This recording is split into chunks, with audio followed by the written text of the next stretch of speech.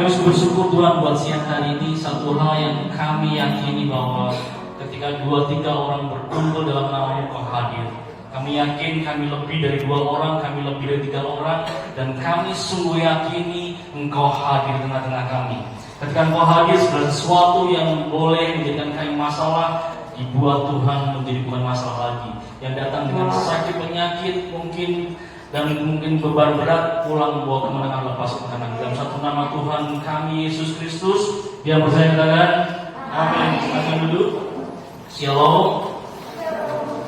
Saya berasa muda lagi. Saya masih umur 20 tahun, percaya? Percaya enggak? Enggak. Tebak umur saya berapa? Waduh, 40. 3 kan? Berapa? 35. Terus ada lain lagi? Berapa?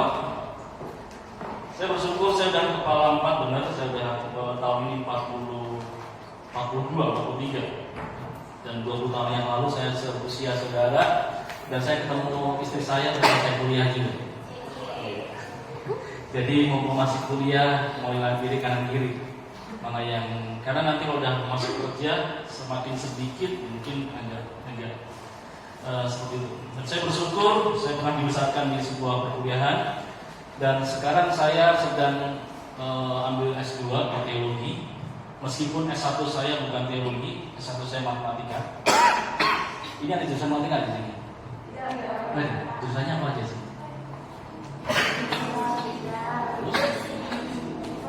Informatika, hukum, teknologi pangan. Di matematika ada ya? Tuhan.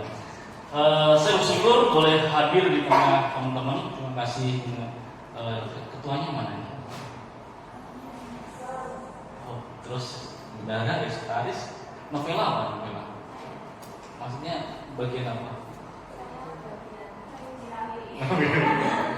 Saya dapat undangan dari novela dan saya hadir di hadapan teman-teman. Saya panggil teman-teman boleh ya? Kita masih solusi ya. Oke. Kita akan buka bersama-sama di dalam Kejadian pasal yang ke-6. Kejadian pasal ke-6. Mau hayangkan atau semua pakai HP sucinya? Kejadian pasal ke-6 boleh lihat semuanya. Boleh salah satu bacakan keras buat kita semuanya.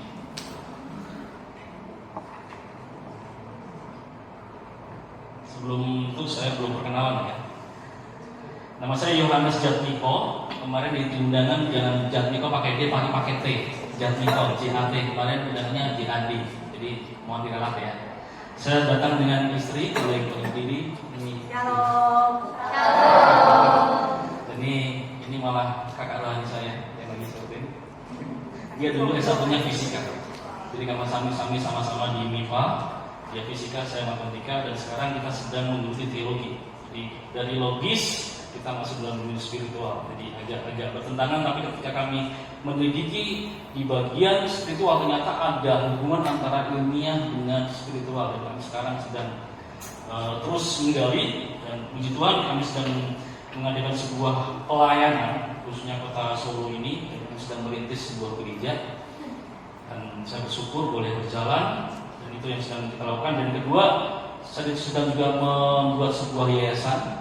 Jadi saya juga sedang merancang sebuah aplikasi nanti masuk di Play Store berhubungan dengan dunia pelayanan seperti itu. Dan waktu dekat saya Desember akan ke NTT dan Timor Leste untuk pelayanan misi. Ada yang mau ikut? Daerah pedalaman. Oke, kita kembali ke kitab. Kejadian pasal 6. Yang sudah ketemu katakan amin. Amin. Boleh baca yang keras, salah satu ayat 9 sampai 22. Kejadian pasal 6 ayat 9 sampai 22. Boleh bacakan? Kaisar. Kejadian pasal 6 ayat 9. Kejadian 6 ayat 9 sampai 22.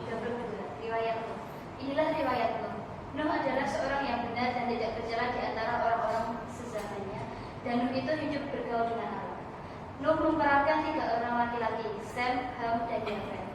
Adapun bumi itu telah rusak di hadapan Allah dan penuh dengan kekerasan. Allah menilai bumi itu dan sungguhlah rusak benar, sebab semua manusia menjalankan hidup yang rusak di bumi.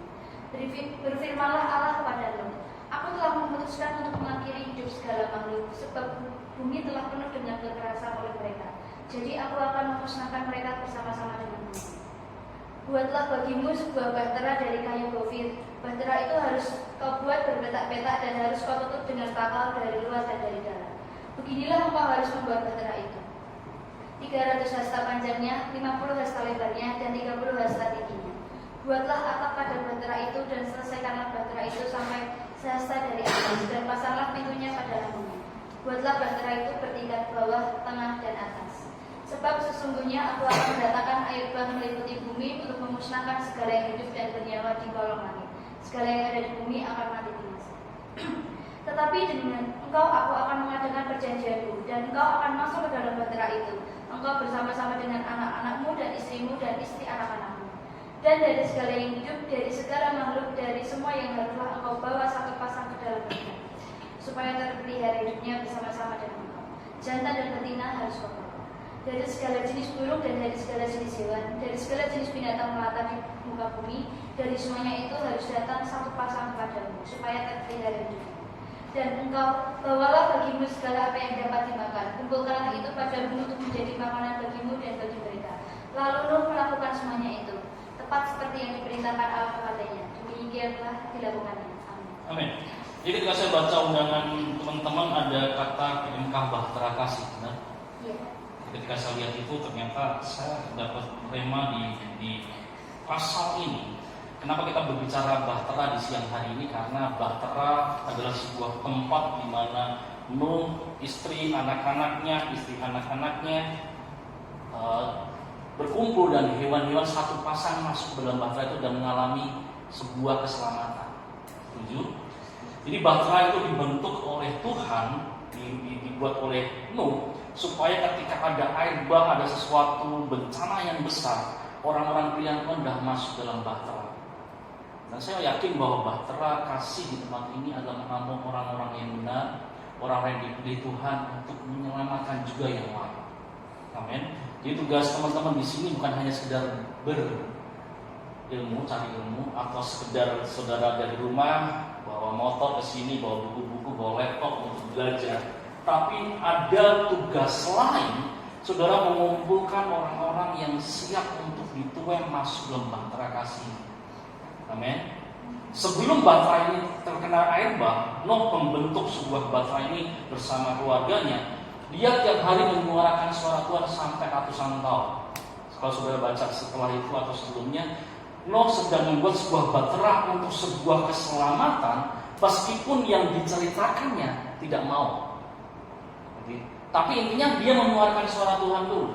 Urusan dia mau percaya atau tidak, mau urusan dia masuk bahtera itu urusan lain. Kalau sekarang dalam perjanjian baru, saudara perlu menyampaikan kabar baik buat siapapun. Dia mau terima atau tidak, dia mau mungkin mengejek ataupun itu urusan lain, bukan urusan saudara. Saudara sekarang adalah warga kerajaan surga. Tugasnya adalah membawa orang yang lain pun masuk dalam kerajaannya, bersama-sama nanti masuk dalam sebuah bahtera. Ketika air bah datang, ketika nanti kedatangan Tuhan Yesus kedua kalinya atau namanya kiamat, ada bahtera yang menyelamatkan, yaitu keselamatan dalam Yesus Kristus. Amin. Seberbanyak saat ini saudara-saudara berpikir ketika masuk di sini ada satu orang atau dua orang dalam pikiran teman-teman untuk saudara kabarkan kabar baik. Dari Januari sampai Oktober ini ada satu jiwa. Gak usah dia percaya atau enggak, saudara kabarkan kabar baik. Ada yang melakukannya dari Januari sampai sekarang? Halo? Ataukah sibuk hanya kuliah? Ataukah sibuk ngerjain PR, ngerjain tugas? Sibuk hanya browsing-browsing?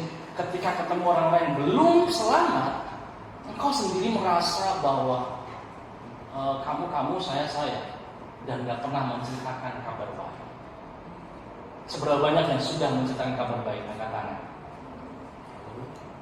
Halo? Kok gak ada? Halo? Di sini ini ini kurang lebih 30 dan 40. Masa tidak ada yang menceritakan? Oke, nggak masalah. Tapi siang hari ini saya membukakan buat teman-teman bahwa ada tugas satu lagi, saudara.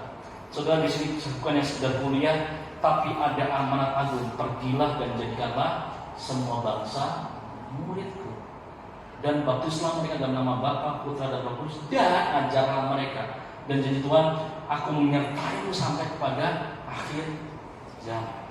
Kita lihat satu-satu dalam kejadian tadi ayat 9. Inilah riwayat Nuh.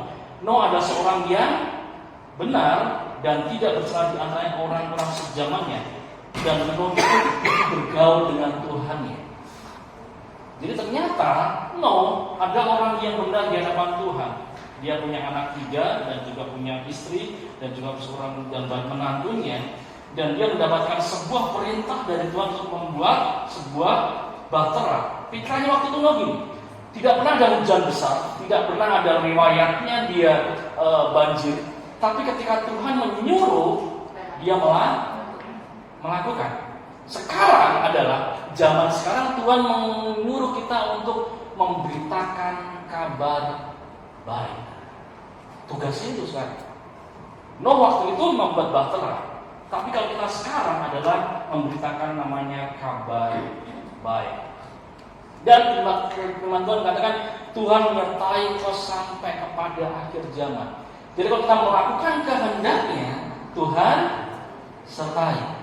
Amin.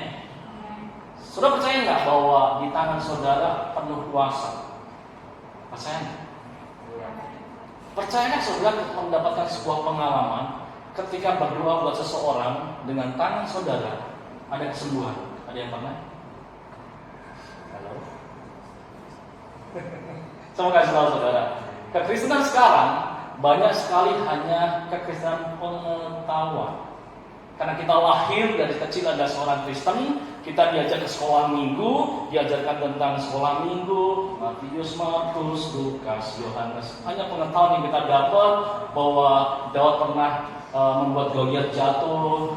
Kita melihat Yesus menyembuhkan orang sakit, membuat orang lumpuh berjalan, buta melihat, bahkan orang mati itu dibangkitkan. Hanya sekedar cerita, hanya pengetahuan. Kita kurang dalam masuk namanya kekristenan pengalaman. Saudara, kita minta saudara dalam PNK ini bukan yang sekedar pengetahuan yang kita dapat, tapi pengalaman bersama Tuhan. Amin. Mungkin masih di awal-awal. Tapi saya mau sharing, waktu saya masih kuliah, saya sering kali memberitakan kabar baik. Saya dulu punya visi gini. Saya pengen, karena dalam satu jurusan ada 20 orang, itu cuma yang Kristen cuma 5. Teman-teman fisika berapa? Satu angkatan berapa? 2 orang. Tapi semua itu muslim semua, karena kita kuliah di negeri dan mayoritas pakai. Setiap tahun ketika mereka habis lebaran, pasti ada 1-2 orang sudah pakai hijab. Tahun berikutnya sampai nanti semester 5 itu semua kelas pasti kena hijab semua. Kalau yang cowok biasanya cengkak, karena kami kuliah di MIPA itu orang-orangnya banyak yang muslim, dan salah satu adik kelas kami bom Sarinah. Jadi banyak muncul dari kampus kami seperti itu. Tapi nggak masalah. Tapi punya visi bahwa orang-orang yang itu saya ingin menggambarkan.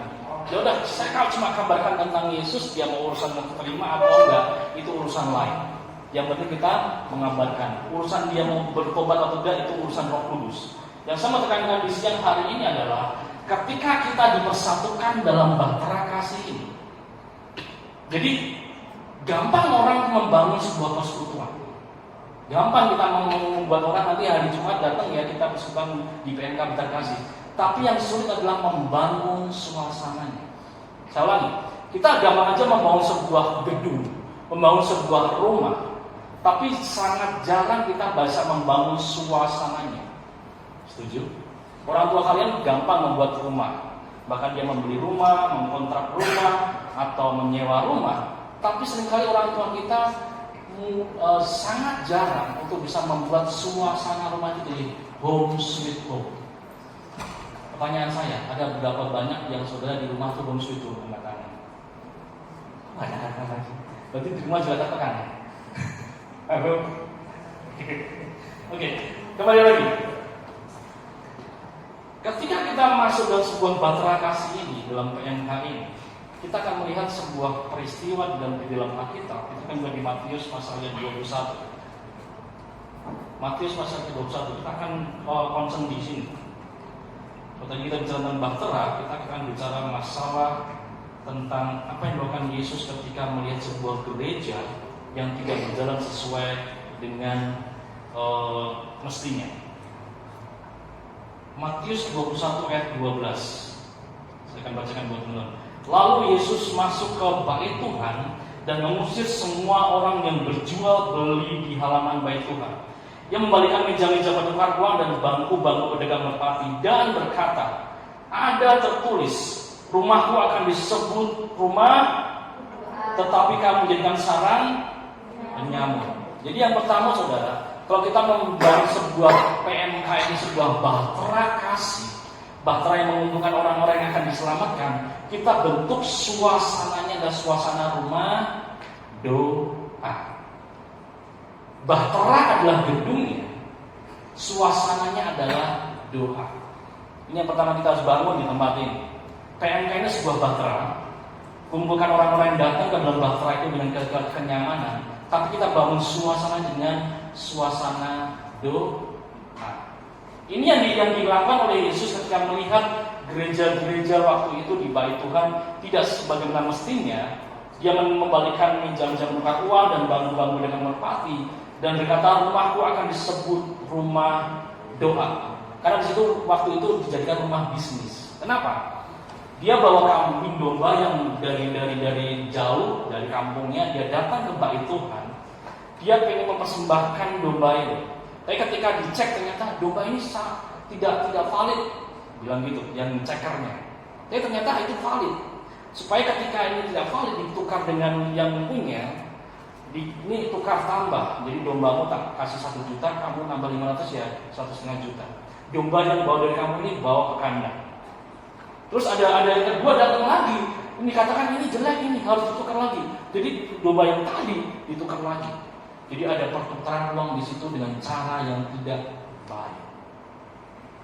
Dan Yesus marah sehingga dia ngomong gereja atau bait Tuhan harus ada namanya rumah doa. Kembali dalam persekutuan ini, kita semua dalam denominasi yang ada di GKJ katakan. GKJ katakan. Ada GKJ? 1, 2, 3, 4. Oke, dari GBI, GBI 1, 2, 3. GBS nggak ada. GKI, GPDI, UP, GMS, apa lagi? Banyak di Solo ini. HKBP, Advent, Katolik. Kita semua latar belakang yang berbeda. Kita masuk ke sebuah bahtera ini. Kita membentuk sebuah suasananya doa. Kan sama-sama Tuhan Yesus kan? Benar? Ada yang beda Tuhan Yesusnya? Semua sama. Nah, kita mau praktek. Saya pengen orang-orang yang saudara pengen istilahnya kita mau jadikan ini rumah doa. Oke, cari 2 orang atau 3 orang. Sekarang kita mau praktek langsung. Apa kebutuhanmu saya akan doakan. Belajar mendoakan. Mau? Ayo kita praktek dong. Yuk. Cari 2 atau 3 orang. Sekarang, ayo. Cowok-cowok, cewek-cewek. Biar ada. Ya. Tanyakan doamu apa, permohonan doamu atau pergumulanmu, saya akan berdoa buat kamu. Kita mau praktek di ayat pertama ini bahwa kita mau jadikan PMK inilah rumah doa. Gedungnya adalah bahtera, suasananya harus suasana doa. Ayo bergerak dong. Yuk kita balik berdiri, cari 2 atau 3 orang yang saudara cocok. Terus aku mau berdoa buat kamu yang aku doakan gantian. Yuk, ngobrol dulu. Kamu kebutuhanmu apa saya akan doakan? Yuk.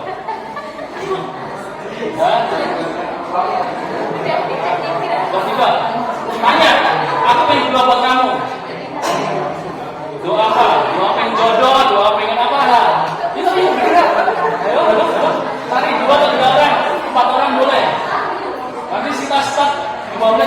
nggak usah sampai. Oh, udah tanya. Aku pengen berdoa buat kamu apa? Tanya kan? Apa doanya?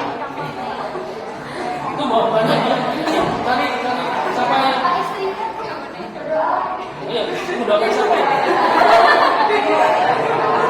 Ya berdiri, cari ruangan yang agak enak. Berdiri, gandeng tangan. Nanti saya akan tahu yang mana gandengan. Oke, kerjakan. Kebutuhanmu apa? Saya akan berdoa buat kamu. Nanti gantian.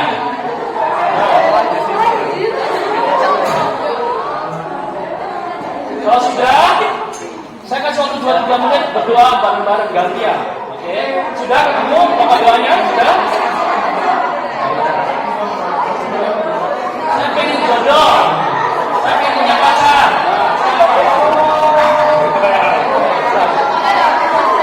Oke, kalau sekarang sudah hitungan ketiga berdoa gantian. Oke, ya, saya kasih waktu 2-3 menit. 1, 2, 3, doa mulai.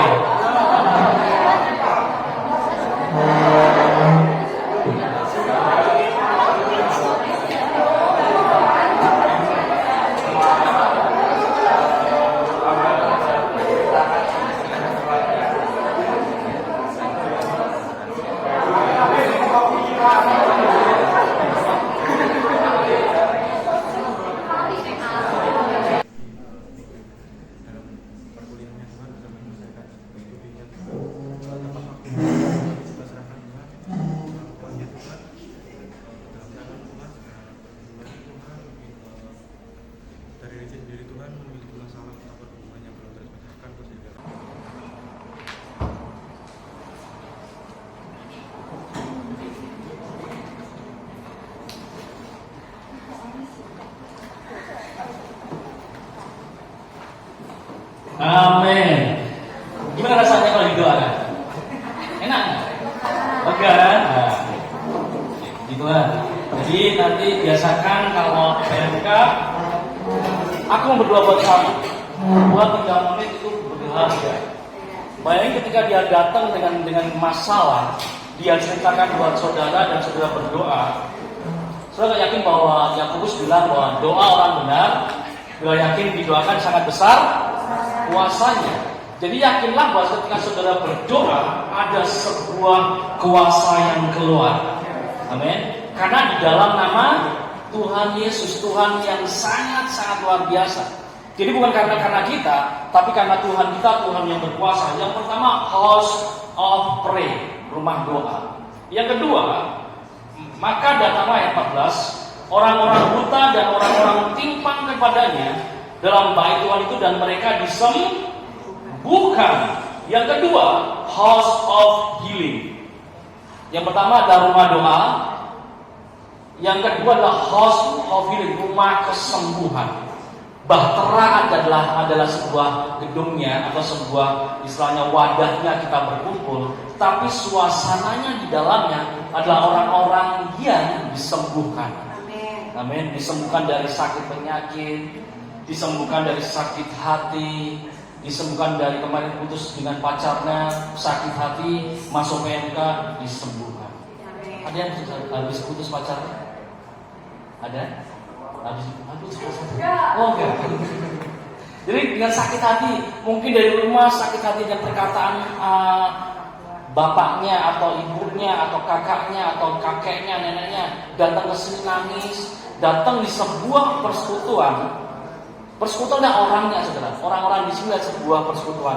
Datang didoakan, ngobrol, sharing, akhirnya disembuhkan. Amin. Yuk ketuanya sama semuanya, yuk bikin PMK Indah Rumah Kesembuhan. Amin. Kalau ada sakit, contohnya ibuku di rumah sakit keras, engkau sebagai orang anak-anak Tuhan datang bersama-sama ke rumahnya, dibentuk 10 orang bersama-sama mendoakan ibunya ada kesembuhan. Jadi bukan hanya dalam lingkup PMK ini, engkau punya siapa saudara, tetangga, jadikan PMK ini ada sumber berkat. Rumah doa, terus rumah kesembuhan, dan yang ketiga saudara,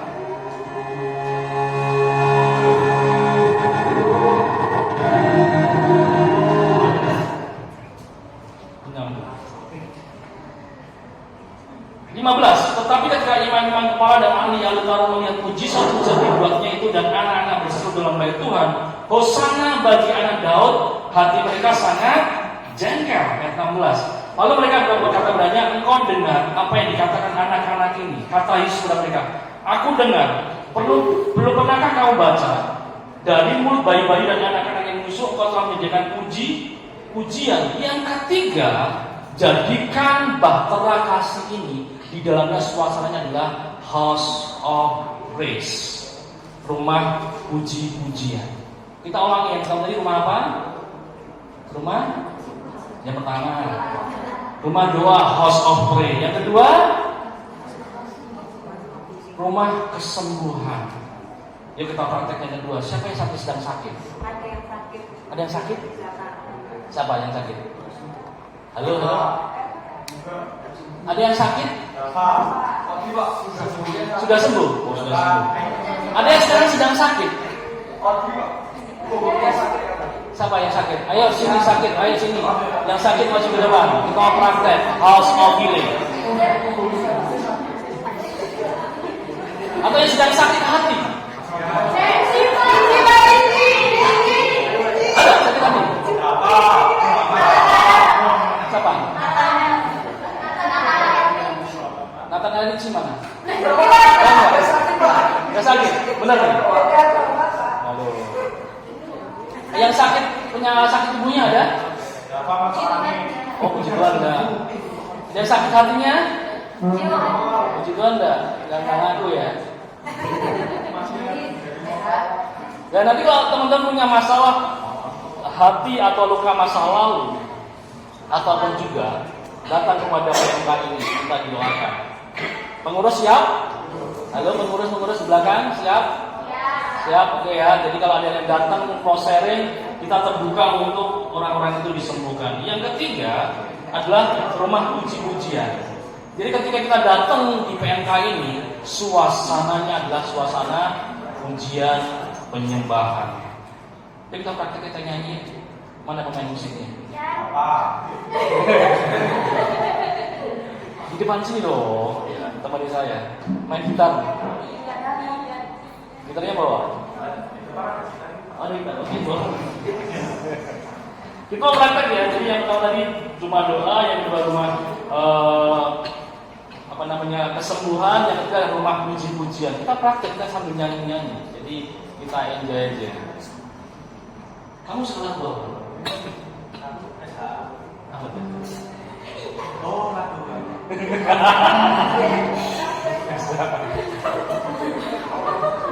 ini kan BMK boleh.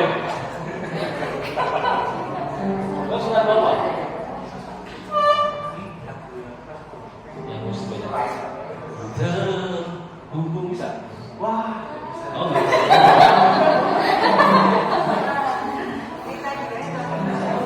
Apa tadi itu? Jadi sebelum ke mana tadi? Oh, masih ditikin aja. Masuk ditikin. Yang tadi yang tadi ya. Yang tadi ya. Sebelum tadi apa?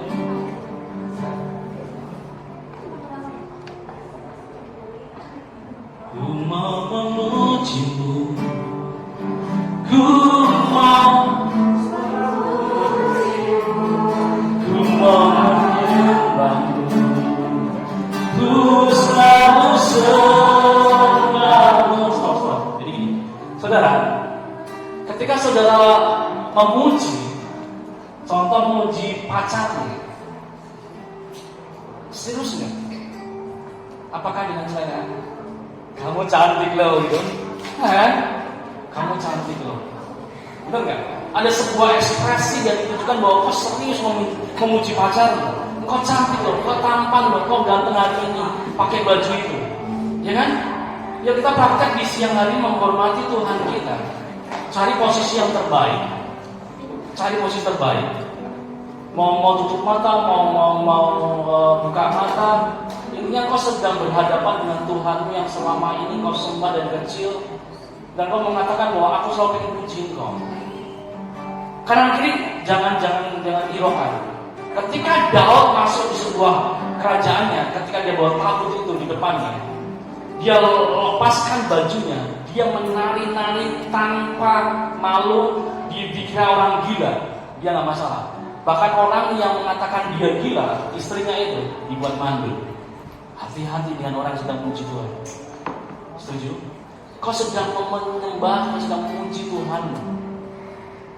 Oke? Kita sama-sama yang kita hargai. Refrenya.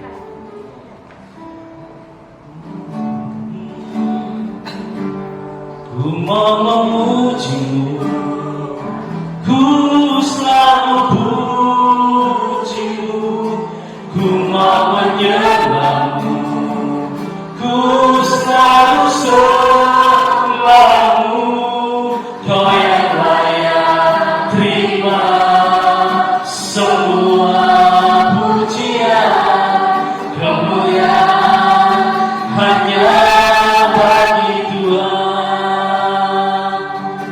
Ku mau memujimu, ku selalu pujimu, ku mau menyembahmu, ku selalu sembahmu, kau yang layak terima semua pujian, kemuliaan hanya.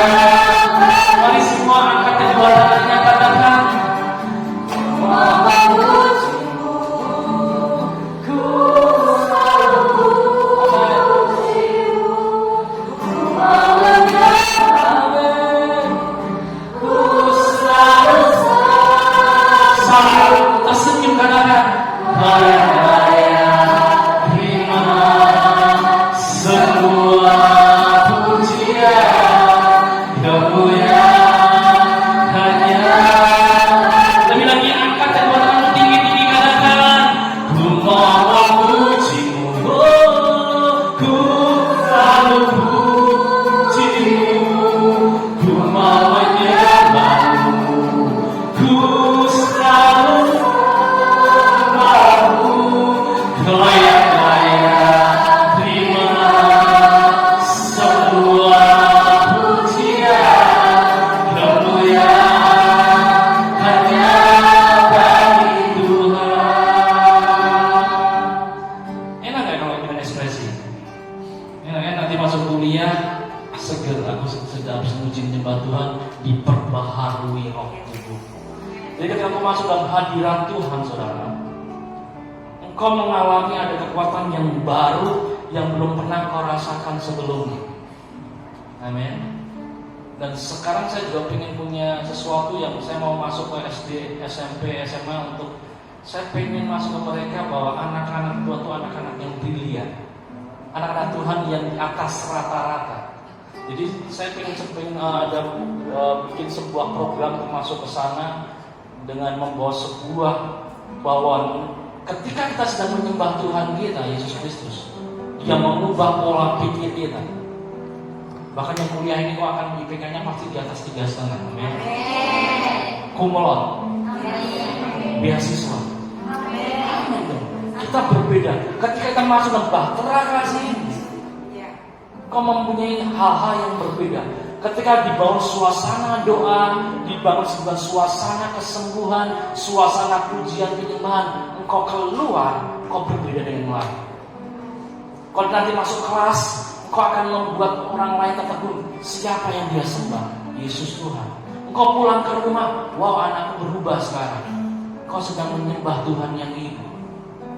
Ketika engkau menyembah Tuhan yang hidup, engkau punya namanya legal ground.